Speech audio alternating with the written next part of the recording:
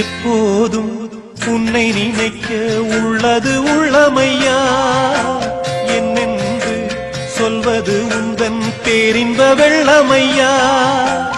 எப்போதும் உன்னை நினைக்க உள்ளது உள்ளமையா, என்னென்று சொல்வது உந்தன் பேரின்ப வெள்ளமையா. என் தேகம் என்கின்ற கோவிலில் இருப்பது உன் ரூபம், என் நாவில் எப்போதும் உன் கீதமையா.